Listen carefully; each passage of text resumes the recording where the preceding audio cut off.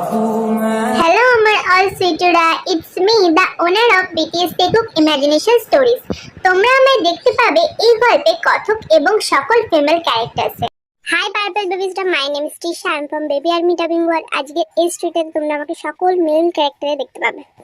শক্তিশালী বুকে পড়ার সময় লক্ষণের মুখের ভাব যতটা না খারাপ হয়েছিল তার চেয়ে বেশি জেহোপের চেহারাটা খারাপ দেখালো যখন তার কাছে এই সংবাদ এসে পৌঁছলো যে তার গৃহিণী নির্বিঘ্নে এইমাত্র পঞ্চম কন্যার জন্ম দিয়েছে।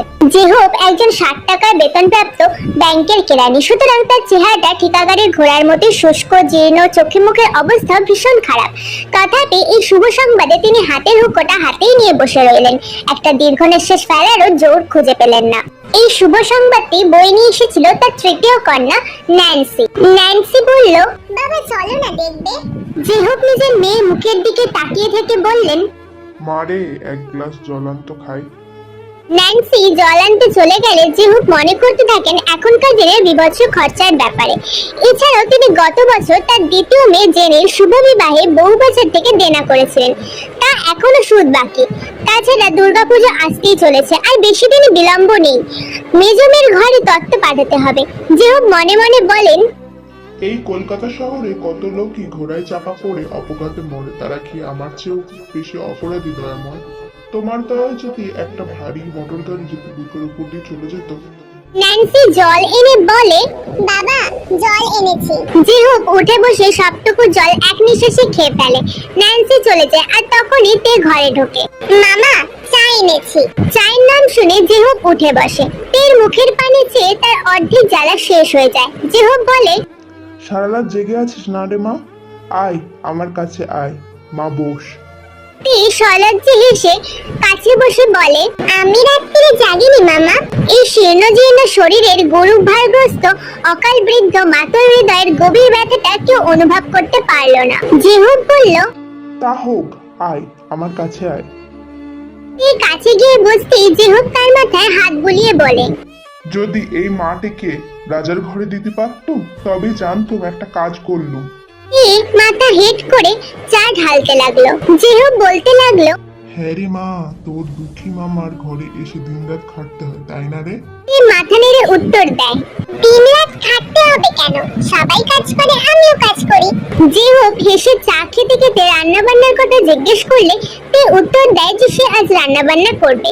তাতে জেহোপ অবাক হয়ে বলে, তুই রাঁধতে জানিস? জানি, মামি শিখিয়েছে। জেহোপ নিঃশব্দে তেকে আশীর্বাদ করে। ঠিক তখনই তিনি রাস্তার দিকে তাকিয়ে দেখতে পান এক যুবককে। চেঁচিয়ে ডাক দেন, জাঙ্কুক নাকি? শোন শোন। একজন দীর্ঘায়তন বলিষ্ঠ যুবককে ঘরে প্রবেশ করতে দেখা যায়। জেহোপ বলে, শুনেছো তোমার খুড়িমার কাণ্ড? জাংকুক হেসে বলে, ওরকম বলবেন না কাকা। অপরওয়ালা যাকে পাঠিয়েছে তাকে আদর আহ্লাদ করে ডেকে নেওয়া উচিত। জেহোপ মলিন হাসে। তারপর জাংকুককে বলে, জাঙ্কুক বাবা, একটু দেখো তো তোমার বন্ধু বান্ধবের মধ্যে যদি কেউ থাকে তাহলে আমি আমার এই মাটাকে পার করতে পারি। কি আর বলি বাবা, এই পাড়াতে তো তোমাদের আশ্রয়ে আছি। তোমার বাবার কাছে যে এই বাড়ি বাধা পড়ে আছে, তবে তা থাকুক। তবে আমার এই মা তোমার কাছে সেই 4 বছর ধরে পড়ছে। তুমি তো জানো কতটা শান্ত মেয়ে। এতটা বলে জেহোপ দীর্ঘশ্বাস ফেলেন। জাংকুক তের দিকে তাকিয়ে সহাস্যে বলে, আচ্ছা কাকা, দেখব। একবার জাংকুকের দিকে তাকিয়ে মুখটা নিচু করে নেয়। জাংকুক উঠতে উঠতে বলল, আজ তবে উঠি কাকা, ব্যারিস্টার বাড়িতে একটা কেস আছে।